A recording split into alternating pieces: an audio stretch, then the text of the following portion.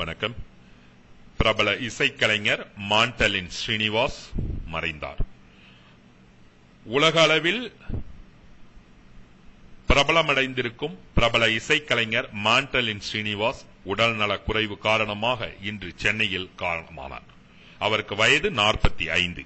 பத்மஸ்ரீ, சங்கீத ரத்னா உள்ளிட்ட விருதுகளை இவர் பெற்றுள்ளார்.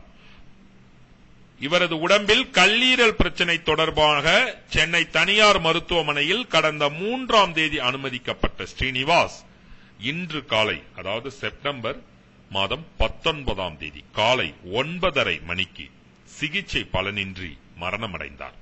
இவர் 1969ஆம் ஆண்டு ஆந்திராவில் உள்ள பாலக்கோளில் பிப்ரவரி மாதம் 28ஆம் தேதி பிறந்தவர்.